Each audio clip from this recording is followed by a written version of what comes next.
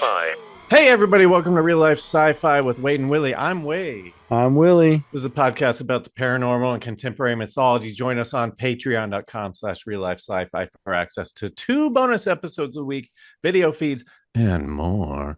And visit RealLifeSciFi.show for all of our crap. Willie Bad Movies is going to just follow Willie Bad Movies because he's going to start doing videos and it's going to be great. Let's welcome aboard the SSRLSF. It's writer, director, comedian, and author of the book Everything I Know About Improv and Some Things I Don't, which you can buy at mattmoeller.com/book. It's our friend Matt Moeller. What up, dog? Hi. Thanks for having me on the show, gentlemen. Yeah, good to see you, dude.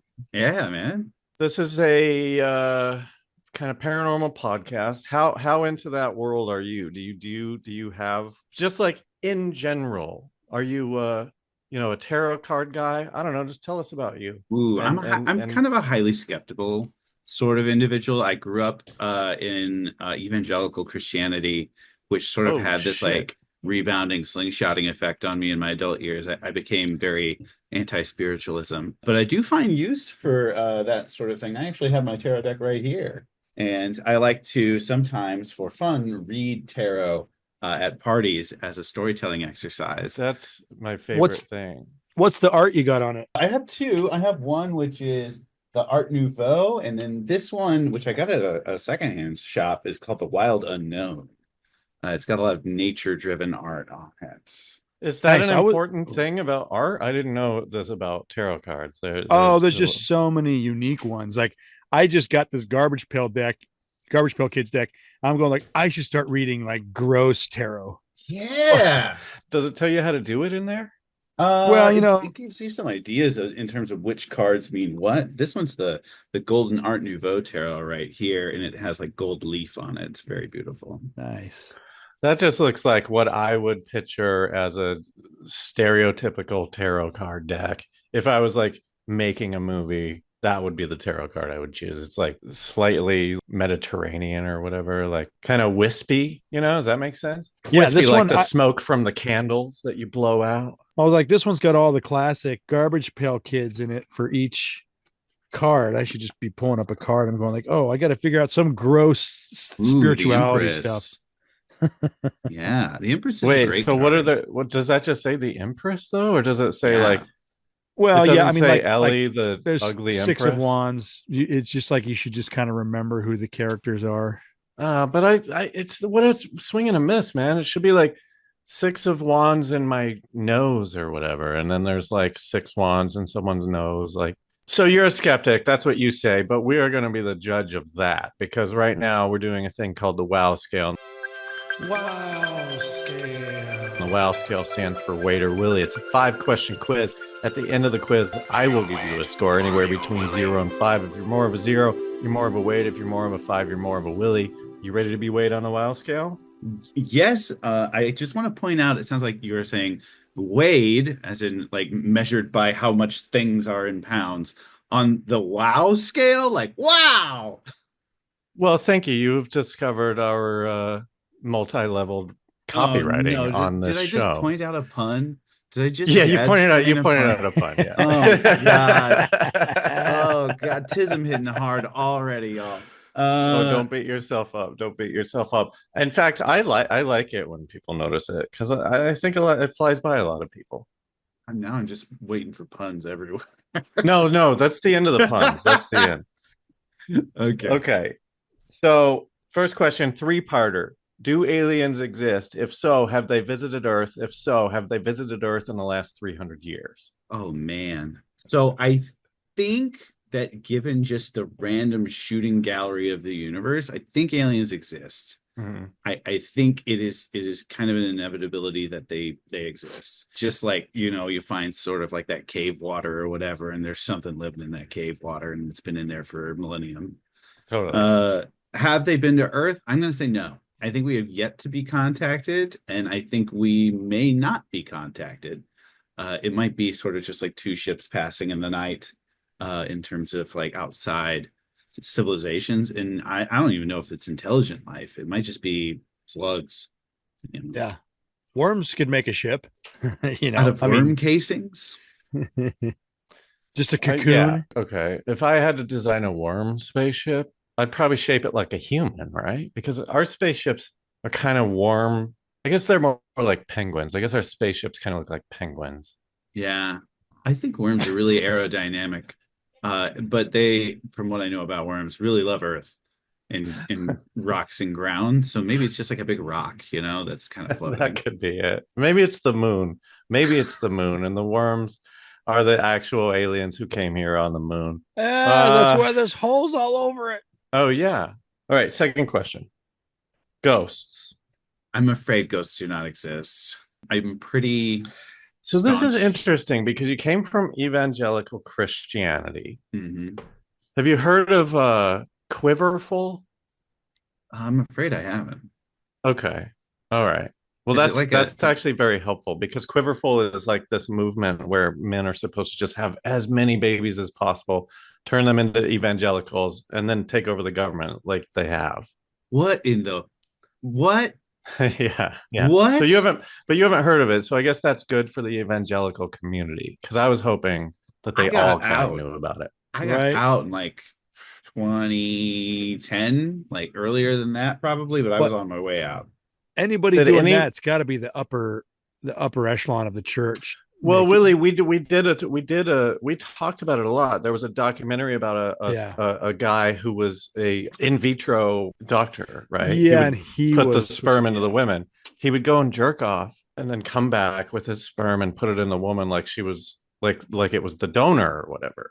That So guy he has all that these guy kids, and they're has to all be like the best poker player, like with a straight face coming back and I sweating like know, dude. this is from the Just down the donor. hall. he was a big guy too, and so he probably was sweating and out of breath when he was done. But I'm kind of glad that you haven't heard of it because I thought it was like maybe a whole thing, because now there's all this stuff with Project 2025 and stuff, right? And I don't know what we're talking about tonight, but like that's very evangelical based, right? Yeah. Yeah. Yeah. So it's And interesting that you don't believe in ghosts because you came up religious and like and you got out, but was there a thing that got you out? Like what how did that happen? Because that's brainwashing, right? You're indoctrinated into this thing. Yeah. Yeah. It's a lot of behavior modeling, and then sort of like when you have other people group think and train you, and then you have all these sort of like thought stopping phrases that pop out just at random, just to try and keep you in line with the thought model that's being impressed on you. So a lot of like fantastical creatures or like, mythological ideas or just that, just like ideas and things that we use to try and explain things that are hard to explain or difficult to understand, or it's just like enormous feelings that we're going through, I think. Um, but yeah, like when I was in, like I literally believed everything that was written in the Bible, every single thing. And then just struggled with that belief so hard and trying to like make it part of my everyday life, and exists in the world, which does not sort of Vibe. collide well with that. Yeah. Right. What's the evangelical view on ghosts? Do they address it? Ooh, I don't know. I don't think it's really addressed. I know there's a lot of talk of the Holy Spirit, right? And the Sure. idea that there is like an incorporealized version of God, running around between and like the Force basically. But like the idea of ghosts, I mean, I think the closest thing that touched is maybe like A Christmas Carol, which seems very Christian to me because we would always watch it. Like I think these things touch there at the Victorian era. Right, right. I feel like the Baptist version was if it's a ghost, it's a demon pretending to be a loved one. Yeah, a temptation. That's fucked, man. Because I was just reading about stories about people who didn't know their loved one died, and then they went to visit them. Like this one guy, he had died like the previous night, and this nephew or whatever didn't know about it, and he would bring him coffee every morning. So he brought him coffee, and he was sitting on his tractor, and he just said, "Just leave it and go" or whatever. Uh, doesn't sound like a very demony thing to do, right? I mean, thanks for the coffee, sucker. Would be a more Yeah. demon and beetle juicy way to answer. I don't know. All right. Third question. Bigfoot. I think it's highly unlikely Bigfoot exists. I think we would have encountered a large mammal like that with our clear photos at this time. Especially because like big mammals like that size are like you can spot them. Now, if we're talking about like a small insect or like a sea creature that lives at the bottom Yeah, of the because they're always sea, discovering new like yeah, lizards and shit. But yeah, like, I'd be like, okay, every lizard cool. kind of looks the same. Yeah, it's very lizardy. The Illuminati. I think they exist. Ooh, okay. A human organization which tries to collaborate to control and create power. Yeah, totally. Are they what we think they are? Some sort of all-encompassing sort of thing that controls space lasers or whatever? I think you were exaggerating.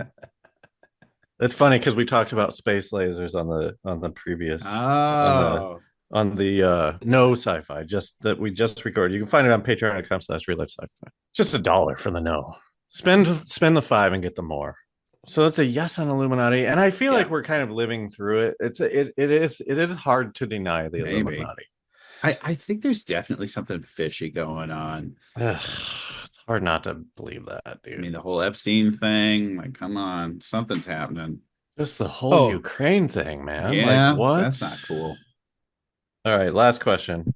Let's veer away from politics here. The multiverse. Do you believe in the multiverse? Ooh. Oh, man. I'm gonna say maybe. Can I get away with a maybe? Qualify your maybe, and then I'll give you your score accordingly. Push me through here. There's this thought that got me into tarot, which is Jungian psychology and the idea of the self, and the thought that maybe there is no true self. Maybe ourselves are experienced in our relationships through other people. Like there is no true way to look at a diamond because there are so many facets that you look through. That's not like one image that you can see ever at any given time. And so because there are so many personalities, there are so many possibilities.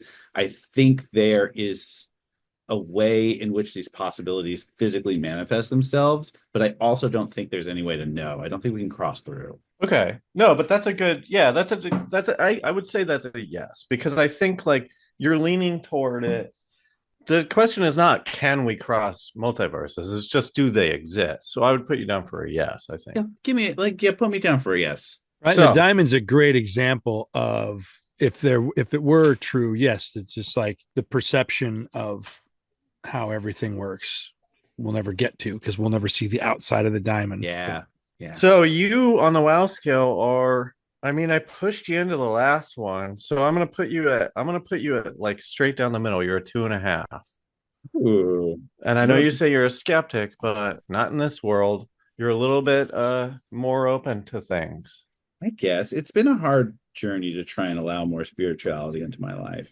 And I also love catchy online tests. So like if I kind of think that's the same for everybody, right? Isn't everybody their whole life just struggling with spirituality? Isn't that the whole thing, really? Ooh.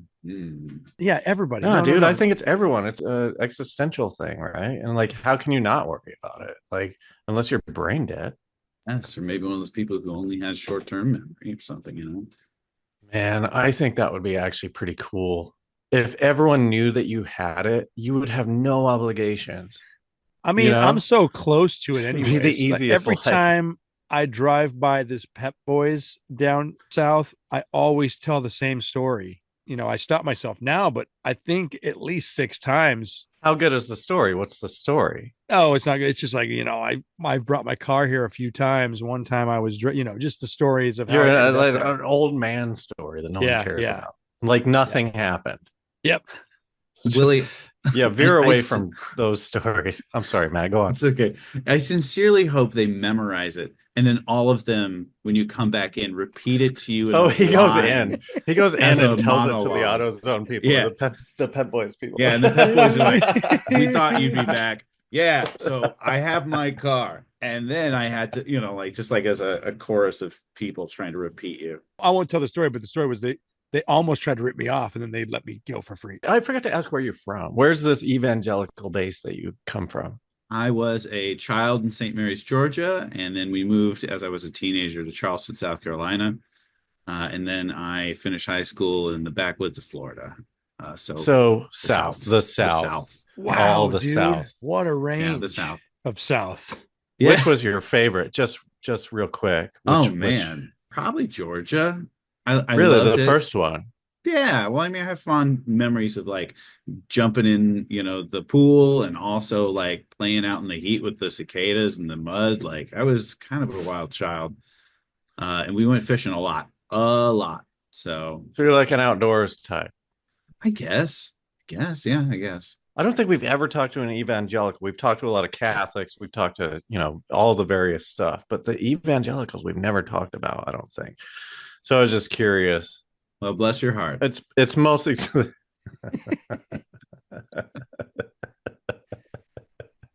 it's mostly the South, right? I mean, that's where most of them come from. Willie, hit us with the topic. Tonight on Real Life Sci-Fi, Glossolalia, the art of speaking in tongues. Join us as we delve into the mysterious and often misunderstood practice of speaking in tongues. We'll talk about maybe a little bit of history, psychology, the spirituality behind this ancient phenomenon, and hear firsthand accounts from our guest who has experienced the power of speaking in tongues. Whether you're a skeptic or a believer, we invite you to open your mind and join us on this fascinating journey into the world of glossolalia tonight on Real Life Sci-Fi. It's crazy because I have never heard the word glossolalia. Me neither. But I've heard of people speaking in tongues and stuff. I just never knew it had a name. Is that just for evangelicals, or do the Southern Baptists go by that name also when they're speaking in tongues? I've never heard that word before, and I mean, we weren't Southern Baptist. No, but we were Baptist in Colorado, so it was very liberal. Was Baptist. it like snakes and stuff, like snakes all over? For me? Sure. I mean, I know it wasn't for Willie. I know it wasn't for Willie. We never did snakes. Snakes is honestly, Okay. Snakes is like a Kentucky, West Virginia thing. Okay. I don't know why, but if you go to the Appalachia, you're gonna find yourself in like a wood shack with snakes. Okay. So paint the picture for me here. You're in the South. You go to this church. What does the church look like? Is it a big kind of like church, or So is the there a first rock church- band? Like just paint the whole thing, because I need to know, because it varies so much, It does. So I mean, the church in Georgia was basically an enormous cinder block structure that sort of had those like pop-in tiles on the roof, and like had a pretty simple stage and a pretty simple like sound system. And I'm like a baby of the 90s and early aughts or whatever. So they had projectors projecting lyrics, and we would stand and sing in pews that were not wooden pews. They were sort of like the half business center, half movie theater type seats you would have, where it's like so padded and they click together. There was so a joyous environment for the most part, right? I mean, singing and yeah. but then just like you're gonna, like, how fanatical is it, I guess? I mean, it could get pretty crazy, and it depends too. Like if you're doing like a regular service or whatever, you'll sing, and then they will do the service, and then they'll collect an offering, and then they'll sing again as they do sort of the altar call, and be like, "Hey, if you feel so called today, come to the altar." And that's normally where you get most of your tongues. Yeah. Okay. In the sort of arc here, the story arc of the emotional manipulation is what I'm going to say. You have sort of like the entryway, and things ramp up, and then you increase the excitement and the energy in the song, and then you sort of like mellow out into sort of more introspective stuff, and then everyone sits, then the pastor talks and has some things and does sort of like a call and response. Like you'll have a "can I get an amen?" and then people are like, "Amen. Can I get a this? Can I get a that?" You're right. It's sort of influenced by sort of like that Southern Baptist culture as well. And then you have the get the money, and then it'll be like, if you feel called and you want to think about this, and like if you're feeling very emotional, you go up and have someone put their hands on you and pray for you. Sometimes wait, who's the someone? The elders, the guys in charge, the guys kind of running the con. Yeah, basically, like you have the pastor, and then you have like the associate pastors, and then you have the elders, and then you just have like old men, basically, or like no, like seriously, there's like a very I know. I just can't help but think about the underage women that they're like putting their hands on. Do you just put it on the face? Is that okay? I was mostly a kid when I was in these. So Well, like if that's what I'm gonna ask you just real quick. for What age were me, you when you got out? I don't remember existing before going to church. Let's go with that. Hmm. And then I haven't been to church like on a regular basis since I was 27, 28. Oh, so it held for a bit. I had like a weird arc because I was like, yeah, maybe I'm out, and then I went, oh no, I have to be in. Like maybe I just Yeah. if I believe harder, you know, Right. Right. and then it Right. just did not take. So you went up and you had felt the calling to, Yeah. I don't want to like put you on the spot, but I'm very curious. Can you recreate the tongues? Yeah, I think I could. So I would probably go up just like whenever I was feeling especially emotional or something was happening in my young life or my young adult life, and I just felt like I had to resolve something, and a lot of Which that, is kind of always at that age, right? I mean, that's like I a mean, very yeah, tumultuous sort of part especially of when I'm like life. a preteen or a teenager and I'm just like Yeah, I'm really struggling with like body dysphoria and like sure. trying to be a person who thinks super literally and has a hard time talking to people. And the Like, weird support to it also yeah, is there's a lot of energy. You get to feel some healing and help without having to explain anything.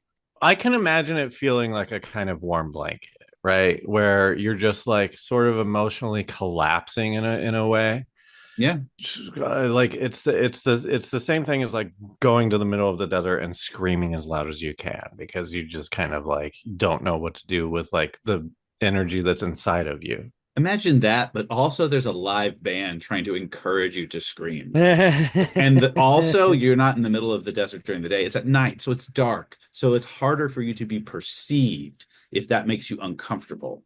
Like even in the church, the lights are kind of dimmed. Absolutely. Oh, really? Yeah. Oh my. Yeah. Like a nightclub kind of scenario, Yeah, or sort of like a lot of these places that I went to, like really try to set the mood for you to be emotional, if that makes any he's so sort of this like he's ba- so sense. this saying band was band, but just it's playing like like emotional music. It feels more like a score than like a rock band. Yeah. There's actually a specific church out of Australia called Hillsong, which like brings in professional composers to make these songs about how much we have to love and be open with and worship Jesus. And then they disseminate them. It's like a propaganda machine. wow. And so they're sort of like sweeping orchestral kind of things, or Let's go with like rock, okay. imagine the rock soundtrack Ballad. to a 2004 Disney Channel movie. Jesus, you're testing me on that. Is it like Jars Keep of Clay? I mean, that must have been something when you were that age, I right? listened to that. Yeah, one of the first CDs I had was DC Talk, and the song Mm. the song was called "Love Is a Verb," and then they're like, and the whole song is about like, hey, you shouldn't have sex, you should wait.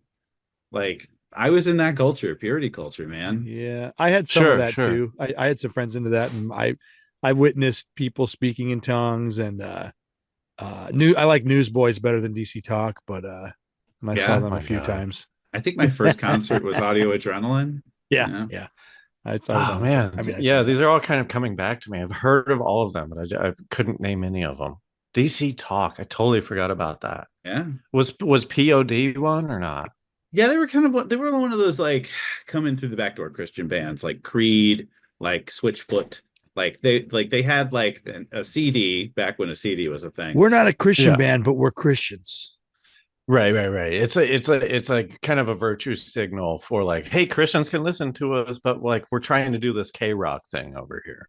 I wanted to ask about the straight edge thing. Was that a part of your scene or not? I think straight edge is a punk subculture and like punk music I think touches Christian music at a few places, but they also have like a non-conformity sort of thing that I don't think really jived with Christianity. It's just a little too aggressive, a little too antagonistic, Yeah, or you would whatever. have a Christian band like Skillet or whatever, and they were acceptably nonconformist, if that makes sense. Yeah, we're comfortable going to the edge, just don't go over the edge. Yeah. Did you listen to MXPX? I like them a lot. Maximum Plaid, Magnified plaid. something like that. I listened to them a little bit. Yeah, I was into Reliant K. Just I can sing every one of their songs probably. So that like emo teen music really hit me hard. So when it comes to these tongues, all right, so you're going down there and you're like, you know, Yeah, why does nobody like me? I'm a teen. I'm trying to fit in. yeah, Society's tribal and I'm not getting it.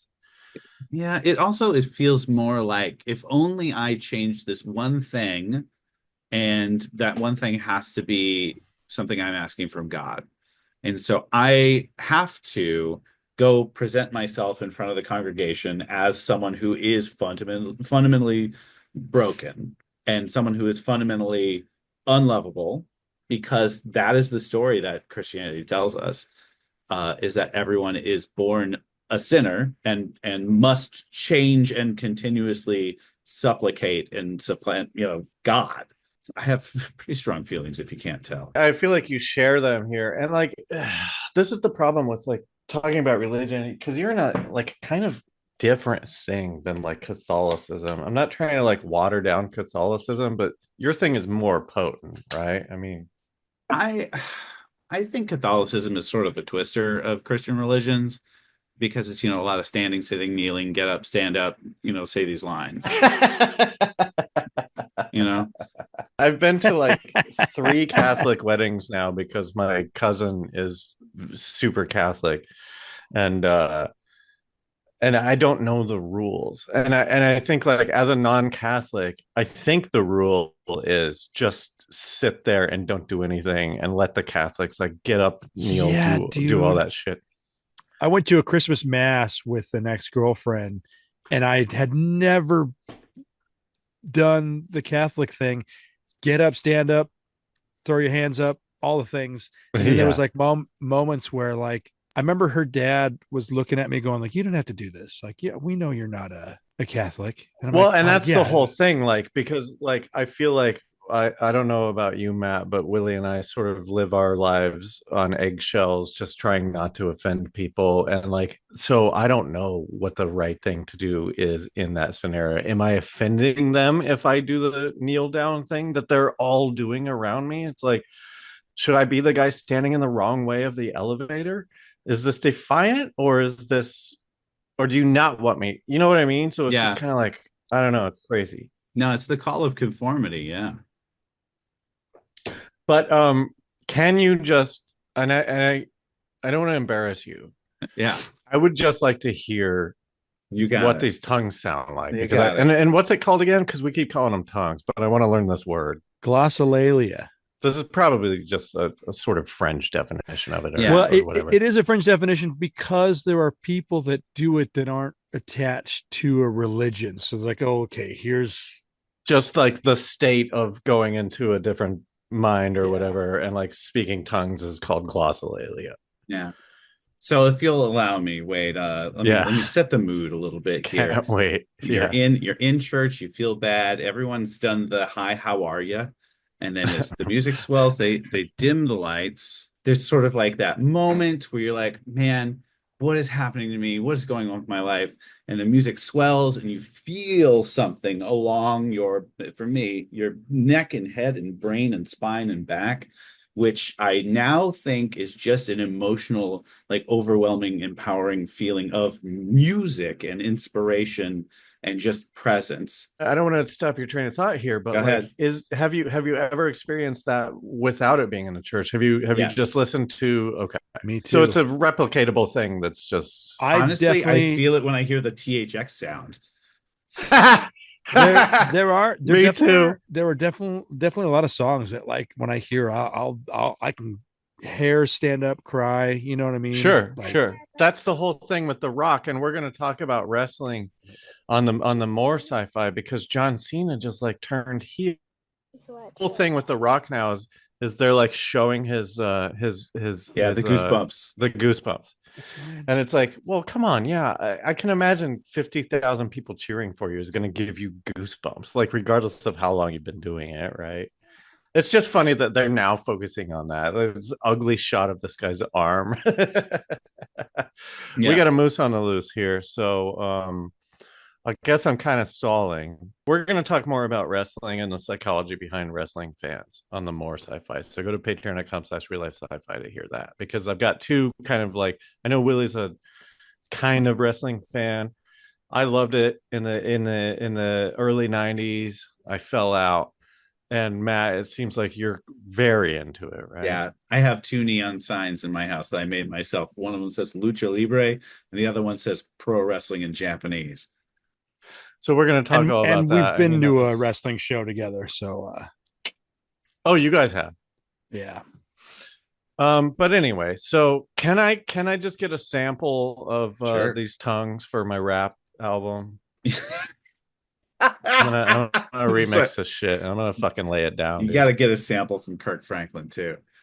So it's just sort of like got to be in this moment, and you have to be very like receptive and open and emotion, and then just you sort of like bounce syllables out of your mouth. So it goes, dala sin talvala, oh shanara shandi tatala tanahisla, oh shanahisla. And you just sort of like get into the it just sounds like someone making fun of a Muslim. Well, everyone is definitely like different, you know what I mean? Especially if you've heard. Right. But that sounded like I'm making up a Middle Eastern movie. I'm an actor, and they didn't actually phonically spell anything out for me. Wow, I'm so sorry to the No. Listen, I don't think it's appropriation in any way. I just think it's I think it's funny. Because you sounded like the guy who pulls the heart out of the guy in Indiana Jones, the right? Kalima guy. Yeah. I mean, it's just sort of like you take your syllabary, you have your boggle or whatever, you take the letters and you throw them on the floor, you just kind of repeat that. Yeah, and so, but you're also, because I would be so self-conscious about it. So like, but you've whipped yourself into such an emotional state that you don't care. It's like if you're bawling in front of like 50,000 people, like it doesn't matter. I don't care. I'm just doing this. Yeah. And do you think that like what's manipulative about that? When you get done with it, what does it feel like? Is it a relief? There's some more to it. Because if you go up and you're prayed for and you start like doing that, and people will like touch you, right, literally, right? And like wherever, like shoulders, hands, arms, or whatever. And then some people like will like put their fucking hand on your head. And the sort of expectation there too is that you fall down. Yeah. You're just overwhelmed with the spirit. It's like a 3-parter. Like there's a progression to the amount of like unhinged stuff that is modeled for you that you can then do or feel pressured into doing. Did you get as far as, I mean, we've all seen the videos online of these guys like throwing people to the ground and stuff, like kind of violently.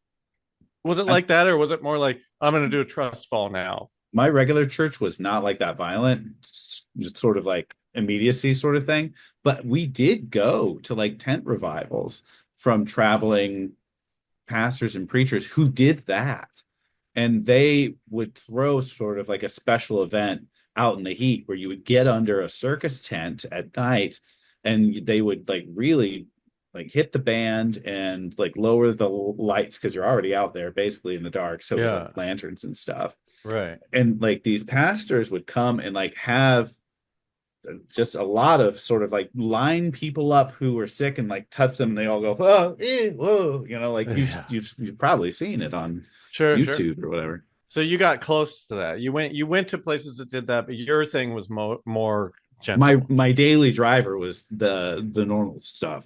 The normal stuff. That's funny. Willie, do you have a bunch of things on this that we should get to? Just one definition used by linguists is the fluid vocalizing of speech-like syllables that lack any readily comprehensible meaning. In some cases, part of the religious practice, some believe it to be like a divine language that the speaker is not aware of. Right. But no one has ever on record spoken in another language. One thing is like, oh, this is a divine language, it's not real. I mean, it's not real to us. That's one idea. But most people are phonetically within their language that they speak. But let's see, other religious groups that have done this in some way or another is paganism, shamanism, and mediumistic religious practice. I don't know what that is. In Japan, the Godlight Association believe I that don't know. It sounds like the glossolalia. axis of evil to the evangelicals. It sounds Right, like right, you're totally. aligning yourself with like the wrong dudes. You got the pagans, the shamans, and then and the Jap. And then the mystics. There's this Japanese group, the Godlight Association. They were believing that glossolalia could cause people to recall past lives. Did you experience any of that stuff?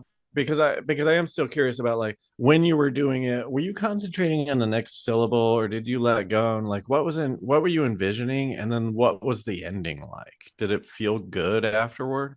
There's a couple of different layers to that question that I think are interesting. Generally speaking, you will have one person who kind of models this behavior, and they're the person who most frequently does this, right? And they become sort of like a faux leader because they're revered by other religious people in the church for being sort of like in touch with God's spirit. But the idea is that like this is the person that we are all modeling ourselves after. Like that's the unspoken thing. And sometimes what will end up happening too is like if a bunch of people do the speaking in tongues thing, someone will be like, I have an interpretation from God. And so it's not just the like we speak gibberish, but someone understands gibberish.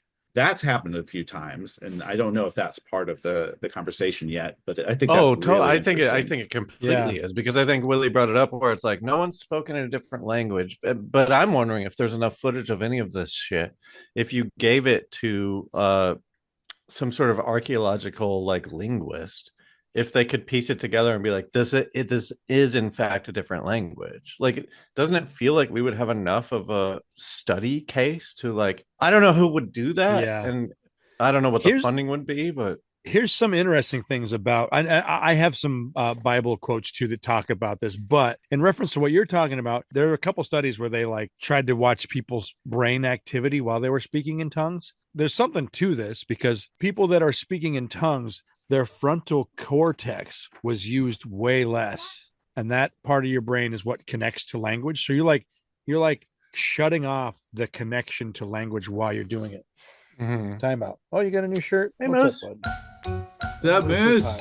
Oh, Can you speak in tongues? oh. just say Maybe Transformers. speak in or tongues. something. Wait a minute. La la la la la la. All right. Nice. That's probably just as good. All right. Did Good you night, bud. did you feel the power of Thank religion? you. Good night. Can I mute him? I can mute him. Bye. Good night. Good Bye, night, Moose. moose. So, anyways, yeah. So less frontal cortex being used during speaking tongues. That kind And of then makes sense, also- though, right? In the same vein, they also studied some Hindu yogis when they were meditating, and found out that when they're meditating, they're using more frontal cortex. Oh, So that was a twist. crazy thing. I'm like, oh, geez. So like, so choose your side because I'm gonna go with the yogi, right? yeah. I mean, Well, just when it comes to like introspection and like and whatever we're talking about, I mean, religion, fucking but they're using more than regular conversation. That was the thing. Regular conversation. more. So like, I feel like I can have this conversation with you guys without like really making my frontal cortex, which is the language center, like fire off, right? But if I'm saying my mantra over and over again, I'm way more focused on what that is. It's I'm not on autopilot when I'm doing that. I actually got a thought for you, Wade, and it's just a crackpot theory here. You know, if you stare at like a certain color for a long time, right, and then you look away to a white wall, you'll see that white wall as the color that is the opposing color of the one you saw, right? Because like the idea is that your neurons are kind of tired. They haven't been able to reset all their salts and stuff so that you can fire correctly. You've tired them out. I wonder if there's a similar sort of thing at play here with the linguistics of saying a word over and over until it becomes very tired in your mind and it turns into just sort of sounds, and that pathway ends up sort of like firing itself out for a while. And so it makes other things easier by comparison to fire. Meaning, like, because meditation is to fire a different part of your brain to sort of like figure out what's going on with you, right? It's like self-therapy or whatever. Maybe, so like, yeah, that's interesting. That's interesting. Does the frontal cortex also deal with receiving a message? You know, that's the question. Does it? Because like, Does it? if you were speaking in tongues and it was a divine language, then you better be listening. The thought process that I'm familiar with is that when you're speaking in tongues, you, the person, are not speaking with God. You are serving as a conduit for God's It was like voice. a channel. Okay. Yeah. Okay. So that's the message. You don't have to listen because you're saying the message. Exactly. When you're done, does it feel good or is it like a stress headache? It depends, but it can be very peaceful, like sort of like a meditation at the end of a hard workout, right? You're sort of like, you expended a lot of energy, in this case, like emotional energy. And so you have sort of like this catharsis, this sort of like, come down moment, if you will. And generally speaking, it's at the end of the service, and they're like, we're going to leave the lights dim for people who have, experienced this moment. And like, you just kind of like, so if you went through all the steps where you like have your hands out and you're speaking in tongues, and then someone puts their hands on you and you fall down, you're laying on the ground, just sort of like laying at the front of the church for, a few minutes until you gather your wits and leave. Like, it's very interesting. But does it feel like something that you want to recreate? Is it addictive? I don't know if it's addictive, but I think it is nice. Like there's parts of it which I do in different activities now on my own. Yeah. Just to like, there's a boxing class I take that at the end we do a couple of poses and then they turn the lights off and you're supposed to be in, a corpse pose, for a few moments. And that you feels sort of like start speaking in tongues and they go, I'm sorry, you're not allowed to take this class anymore. Yeah. Well, but Willie, I think what Willie is saying is like these things could theoretically mean something, right? Yeah, that's the and I don't like, just want to do the side of it where it's like nonsense or whatever. So like what's the more kind of like supportive thing? I've seen a bunch of different versions of people channeling aliens, alien entities. That's something, Matt. I don't know. Like we've talked to like star seeds and stuff like that, and Whoa. Star seeds are people who have they're like hybrid alien people, humans. I mean, and the interesting thing about it is it all kind of like comes from the same place, right? Of like when we interviewed the starseed who was speaking in tongues, we didn't jazz her up. We didn't like play some fucking sad song or whatever. She got into it, but like it's kind of the same voice thing, right? changed, her accent changed, and who knows if it was an act or not? But it's like, why does this keep coming up? Like, why is this a thing? But at some point in the same vein, it's just like, and here's the thing: receiving a signal when we don't actually know what kind of radio we are, what kind of signal is possible to intercept. Like exactly, it's like I feel like it's kind of like schizophrenia in a way, where it's like, how can you trust where these messages are coming from when you don't actually understand what you're doing, right? Like, let's say that you are talking in tongues and you're speaking to something that you don't understand, and they're speaking back through you through those tongues or whatever. Couldn't that be a demon? Couldn't that be like, a fucking... Yeah, because like one of the most compelling things I found while I was trying to research this was this person who was exorcising a demon out of somebody, and he was just talking about how like there was this moment where this woman was saying crazy things, and she stopped and looked at him right in the eyes and said like, "She's mine." And just the weird, like, basic poltergeist shit. Yeah, right? yeah. I mean, just like, but their description was take away the religion. One of the biggest description was, this is just a mental breakdown. So when your brain is disconnecting from yourself, how much, like, picture someone that has, doesn't have the short-term memory. There's a great movie with Guy Pearce. That's one day. What if it was even shorter? And so everything you say actually doesn't connect to anything. You don't remember what the connection is to. Like, what is this stuff spewing out? You got the old man telling the same story every day, doesn't know that everyone's heard it. Yeah, about almost getting scammed. That's the same, like the old man telling the same story is speaking in tongues. Yes. One of the things that fascinates me the most probably in the universe right now is an idea of a mirror neuron, which is it's the thing that there's like this set of neurons in your prefrontal cortex, which are dedicated only to trying to understand others by mirroring what we perceive them to be. And so this is the place in your mind where you create mental models and maps of the people in your life you love and interact with. And I wonder sometimes, by the way, the reason I know about this is because my improv book, I'm like, what is group mind? How do we have group mind? What the hell is that? Interesting. Yeah. And I think it's a contextual mental model we're making in our own minds of the people around us that are important to us. And I wonder if all those neurons just sort of like fired at the same time, would it come out as sort of like this replicated gibberish of the people who are with us in our minds? We all have the same working thing happening. Can we all mirror each other in a way that it is one group mind meld? That's fascinating. Yeah, that's the kind of stuff. Wait, but do you take magic? That? Do you take that to the nth degree and then be like the prominent kind of theory on like reincarnation or whatever is that we're all the same person and we're just living these lives? Do you take it that far, or are you just saying it as like it's an interesting exercise in conformity? I don't take it that far because I'm a constructivist. I believe that the meat is the thing. So unfortunately, because your brain meat and my brain meat aren't touching, they can't be the same thing. Okay. Yeah, it's pretty rudimentary.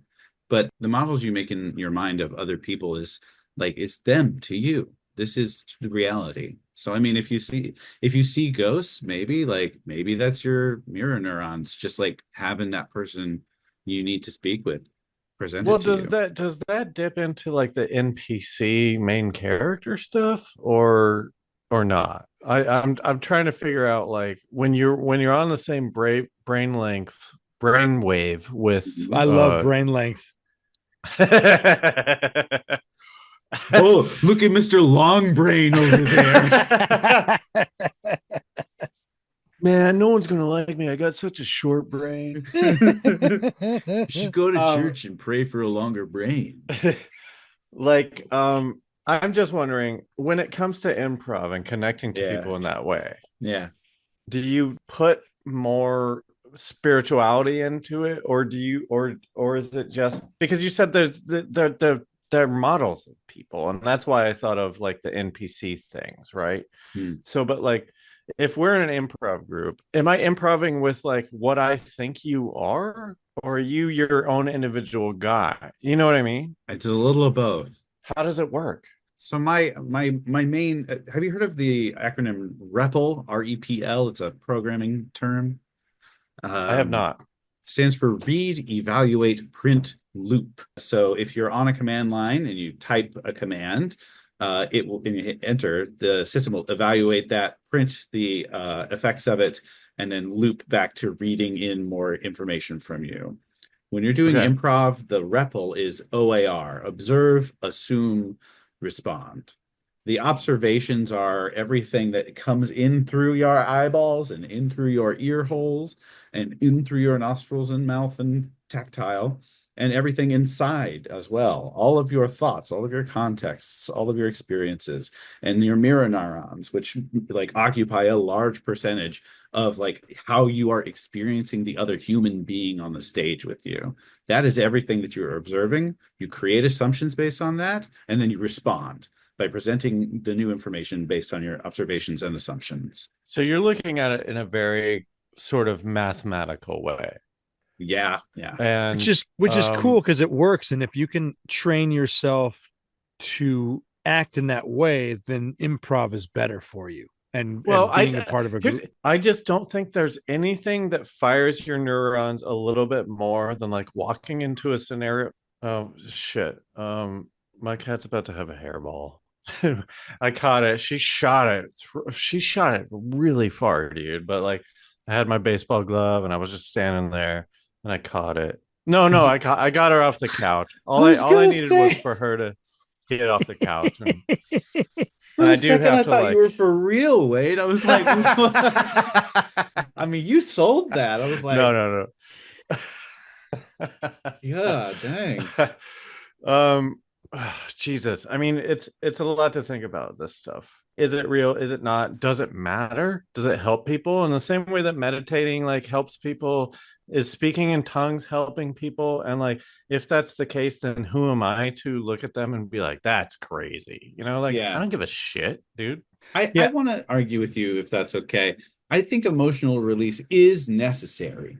Like, as human beings, we got to get our feelings out one way or the other. But if someone wants to like make a space for you to release your emotions and then manipulate you based on that, I think that's abuse. Yeah.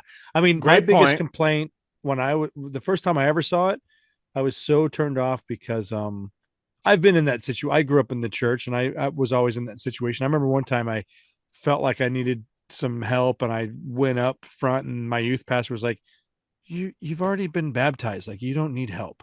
You know, it's like, this is for like people that aren't, this is for, whatever, that haven't been helped yet. At any rate, I went to this big rock and roll church, music playing, and people that needed help were going up. And those are usually like guests of people. Everyone was reaching out, speaking in tongues. And I was just going like, oh my God, you mean this whole church of people is ready to save everyone? Like, it really like rocked me in the wrong way. I was so mad. But then in the Wait. same, How do you mean? Just by willing to save everyone?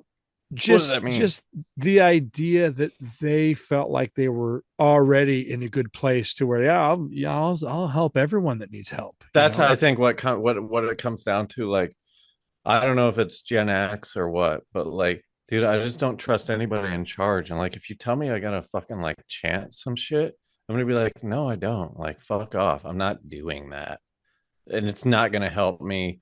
And like, I'm gonna figure out what I want to do.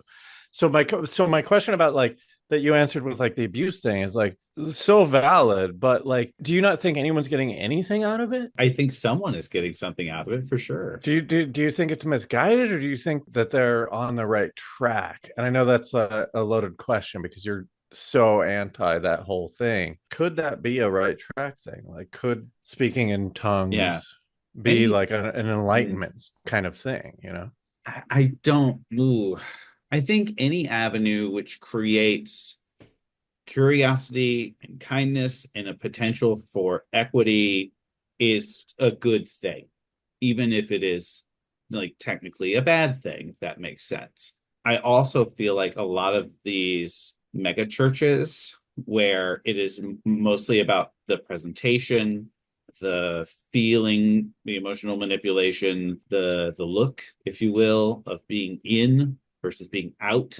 I think those things are in general harmful.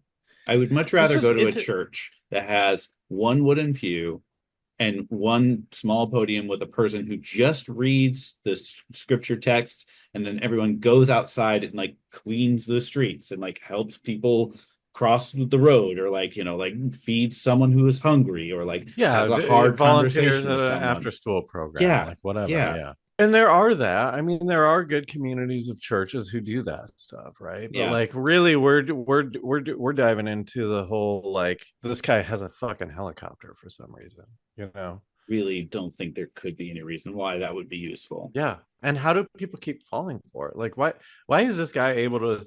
well, I'm getting really into the big dudes now, but if whether you feel guilt or not, to have the release and to have the mental, because I know that we're very polarized politically, but picture different religions, different politics, different everything. You can't even talk to your family members. People are asking questions online, be like, well, how are you still friends with your family? And it's like, dude, at the end of the day, whether you're talking to your family or not, everybody needs some kind of support system. And so, yeah, I know, dude, if someone's making money off of you feeling that support, that fucking blows. But I feel like could you get that without it being attached to a church? Is there some sort of like, oh yeah, no, that's all we're new looking age for. healing that is not? It's not tied even to about that. money. Here's what I think it is. Really, if you want to boil it down, here's what I think it is. I think like the culture war of religion has stalled. I think if I'm playing Civilization 6, right, I'm going like, okay, the borders are set. I've installed my religion. Now it's hard for these people to like change my religion. So what's next after that? Like, well, fucking class war, right? So like, because the people in charge need to have you upset at someone else so that you'll keep giving them money, or not even upset at someone else, just upset at your life, right? And so when it comes to like and I'm not talking about the like super devout like people who are like devoting their lives to religion. I'm just talking about like the whole religious war seems like 100 years ago war, and now we're getting into what really matters, which is like the money shit. Like we've been divided up by religion. That's great for these people in power because they can easily say, well, this religion fucking thinks this, and they're like the devil. They're the opposite of your religion. So you buy into that cult of personality thing, and it becomes about money, and it gets eroded, and this motherfucker has a private jet, but that's makes sense because he needs to like be on the front lines of this war, but he's just stealing money from your back pocket, you know. Yeah. He's just like taking it from you, and it's a distraction thing. It's like, look over here, you're not a good Christian, you're going to go to hell. I think give a me lot more of money. it can be explained by the prosperity message, the prosperity doctrine within certain aspects of Christianity, which says God wants to bless you, which is why I have a private jet and I'm blessed. Give money to God's institution, and God, the invisible force, will return it to you. Yeah, and it's the same playbook as like politicians who are going like, if you vote for me, you'll have more money, right? It kind of all like at this point has devolved into like who has the most money. I don't know that religion is a thing anymore. It just feels like a countryless border, right? It's like, okay, Christianity's got like the Western. Wade, when was the last time you drove through Alabama? I know, dude. I mean, the thing is we're so disconnected, but I still think that in the realm of politics, anybody who blames Trump for a lot of stuff, I'm like, you got to blame the religious right that's like paying him Propping to him do up, this yeah. shit. And I'm like, Wait, why Alabama? Like, what do you mean? Just a cursory 10-15 minute drive through the South. It's going to expose you to a lot more churches, a lot more people who are impoverished but firmly believe that they will not be, and also just like a ton of billboards. I know it sounds weird, but I feel like you can really figure out what a place is by the billboards, what people are trying to be bought and sold idea wise. It's interesting though, because like you come to LA and the billboards are like, go see this movie, consumerism, but that Movies in the and South insurance. they're like, go to this church and like give us your money. Yeah, but it's also movies, insurance, and navel gazing in this town. Let's be real. Like everybody who is too good for their hometown moved here, and half of those people are not too good for their hometown. Why do you think I came here? I thought it was hot shit. Fuck. I mean, we got to wrap it up, but that's a whole other thing, right? I mean, that's now you're getting into like, what is life really? I mean, if you discard religion and you discard money, like, what is life? It's a desperate search to belong. Yeah, and I think tribal. I think people who speak in tongues, in my opinion, are doing everything in their ability to belong to something that they feel a deep connection with, that they feel safe in. But, you know, who knows if that kind of trust is going to be misplaced. I will say, if you are ever in a situation that you don't want to be in, just speak in tongues. How many dates have you gotten out that way, Willie? Oh my God. Can like, you imagine? You know, before you had a family, you're like, this date's going bad. Yeah. Hamada. Oh, Wade's got the spirit. Kamada, hamada. Put your hands on Wade. Hamada. I'm going to cover your lunch, my chants bro. are a lot like Joe Pesci's cusses in Home Alone. I just go friggin' It's the original speaking in tongues is the upset dad that like is mad at the world. Ding. Black and Blacka. It's interesting. It's all interesting. And yeah, who knows? Dude, thank you, Matt, for like sharing all this stuff because I feel like as an outsider, it's just good to know that like this is kind of what's happening. What I thought was happening is happening, right? And you got out, and that's cool. And like, god damn it, I hope I don't sound like a fucking Satanist. Well, I don't care if I sound like a Satanist. In the same vein, though, like if you were still in it, I think it would have been a little harder to talk about.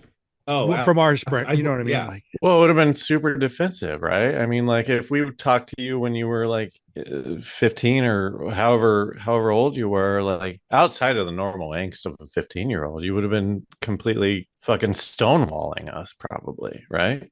I was great at arguing with people, and I knew a lot of Bible verses, and I knew a lot of like logical arguments. Like you want to talk about like Gamble, what's his name? There's like a famous mathematician that's like, if God does exist, why don't you accept him as your Lord and Savior? But if he doesn't, like, what do you lose? You're still just dead. So, yeah.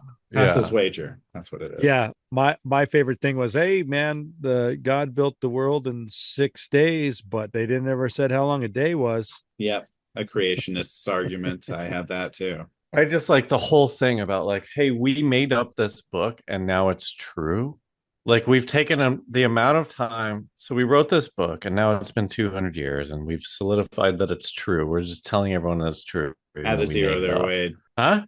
You said 200. It's been 2,000 years. Well, okay, but yeah, but it would only really take. I mean, look at what's happening in our democracy. It took a month.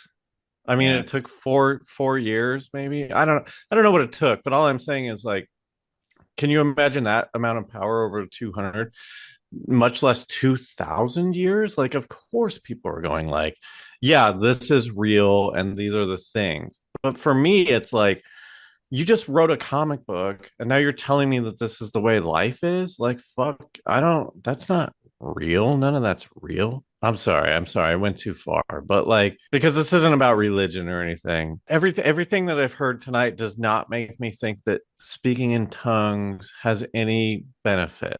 And that's where I will leave you. Right. And I would say that it's interesting to have less frontal cortex while speaking in tongues, and it makes me go like, well, picture hanging out in nature where there's just something that happens that you can't explain, that we all kind of need.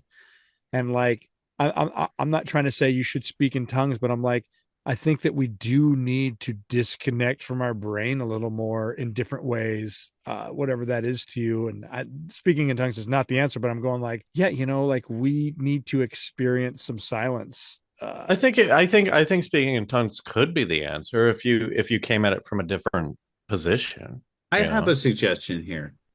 When you're making a neural network, right? Sometimes what happens is you overtrain the model on your data set. And this is why in some like AI image detectors previously, it was hard for them to figure out what a penguin looked like, because all of the penguin pictures they had been trained on, the penguin was on snow, on ice with a white background. And then they saw a penguin at like SeaWorld, like on the concrete or whatever. And it went, what the hell is this? The model was overtrained based on its training data. And if we shake up the etch-a-sketch of our neural networks in our brains sometimes, we can find better optimizations. We can find better ways of being, I think. You need to create a digital meditation class. I don't know that you need to. Willy's answer to everything is say more shit and be and put more shit out there. I don't think that's the case, man. Like, I don't care about saving anyone. Like, I understand what I'm thinking. I feel like we've all been through like journeys of our own psyche, right? And so like, there's nothing you can put on YouTube that's going to make people understand like, oh, it doesn't matter. Like when you're in high school, that's the only thing that fucking matters, dude, is like being cool because of this tribalism thing, right? Yeah. So yeah, I don't know this whole 100%. thing. Yeah, I'm sorry. I'm totally I'm totally on board with you.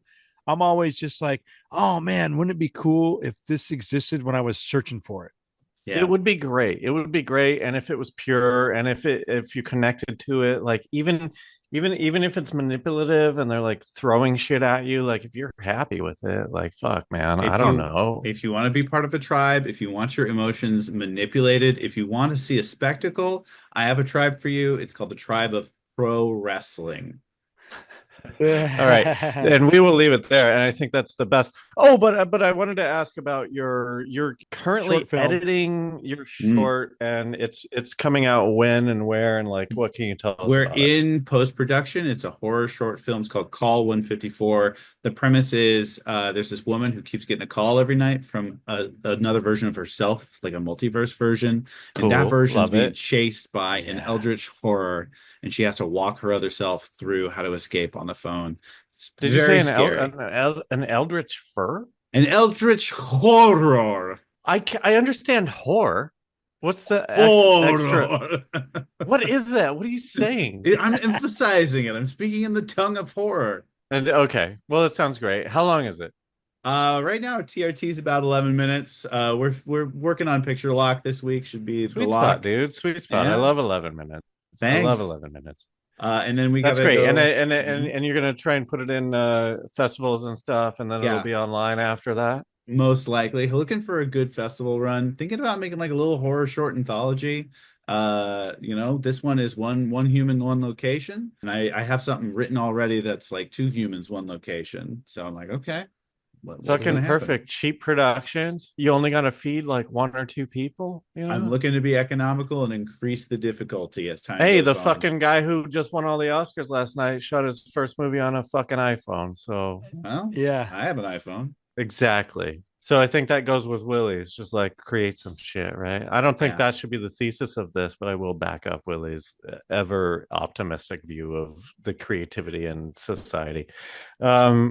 So anyway, go to mattmoeller.com and eventually you'll have the link out there and stuff like that. Thank you everyone for listening. Remember, go to patreon.com/RealLifeSciFi. We're going to continue the conversation over there. We're going to talk about the psychology of wrestling fans. I can't wait to crack into these nuts. Yeah, these like weird nuts who are like into this shit. We're gonna start with the big heel turn of John Cena that just happened. Oh, very timely. If you know, then you know. Yeah. And remember that just because you're paranoid doesn't mean they're not after you. Matt, thanks again for being here, dude. Thanks for the invitation. I really enjoyed it. Yeah, dude. Bye.